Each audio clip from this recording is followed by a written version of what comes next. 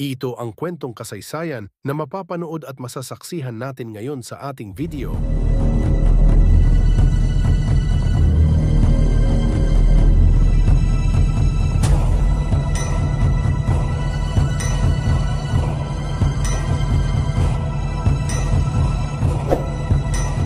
Si Emilio Aguinaldo ay isang prominenteng leader sa kasaysayan ng Pilipinas at ang unang Pangulo ng Republika ng Pilipinas.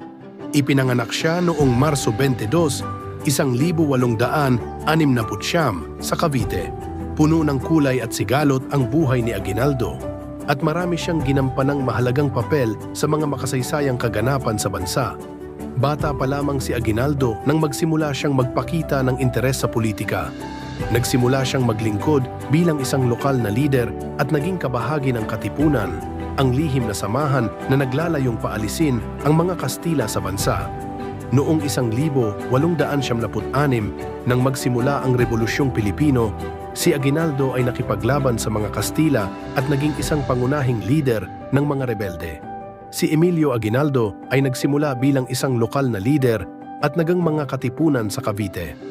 Noong 1877, siya ay nahalal na Pangulo ng revolusyonaryong pamahalaan ng mga katipunan sa Biak na Bato, sa ilalim ng kasunduan sa mga Kastila na tinatawag na Kasunduan sa Biak na Bato.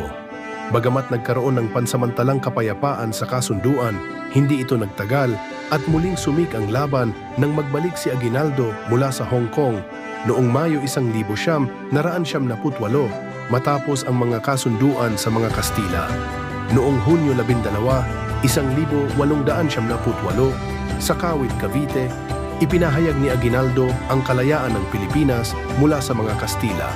Sa kaganapang ito, itinanghal ang watawat ng Pilipinas at ang pambansang awit na lupang hinirang. Ang deklarasyong ito ay naging simbolo ng pagtatapos ng mahigit 300 taon ng pananakop ng mga Kastila.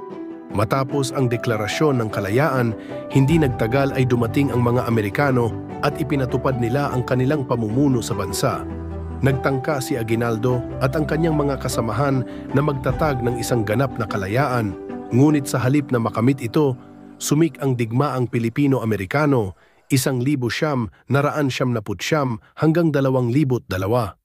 Ang mga Amerikano ay nagsimulang maglunsad ng malupit na labanan at sa huli nahulog si Aguinaldo sa mga kamay ng mga Amerikano noong Marso 1901.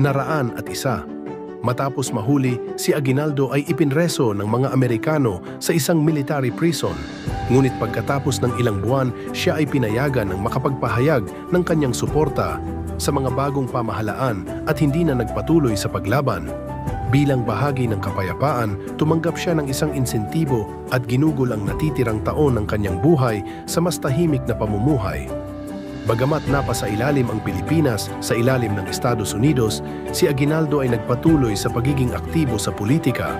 Noong 1911, sumali siya sa Partido Nasyonalista at nakipaglaban sa mga isyu ng kalayaan ng Pilipinas. Si Aguinaldo ay isang simbolo ng nasyonalismo at isang pangunahing personalidad sa mga kilusang naghahangad ng ganap na kalayaan ng bansa mula sa mga banyagang mananakop. Ang pangalan ni Emilio Aguinaldo ay patuloy na kinikilala sa Pilipinas bilang isang bayani ng kalayaan. Maraming mga lugar, kalsada at mga monumento ang ipinangalan sa kanya bilang tanda ng paggalang sa kanyang sakripisyo at kontribusyon sa laban para sa kalayaan ng bansa. Ang kanyang buhay ay nagsilbing inspirasyon sa mga susunod na henerasyon ng mga Pilipino na patuloy na lumaban para sa mga karapatan at kalayaan ng bansa. Si Aguinaldo ay isang komplikadong personalidad, isang leader na matapang na lumaban, ngunit may mga kontrobersya sa mga desisyon at hakbang na kanyang ginawa, lalo na sa mga huling taon ng kanyang pamumuno.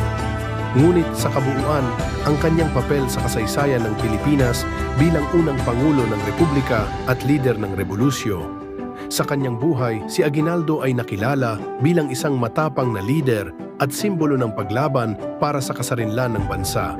Siya ay namatay noong Pebrero 6, 1964 at hanggang ngayon itinuturing siyang isa sa mga pinakamahalagang personalidad sa kasaysayan ng Pilipinas.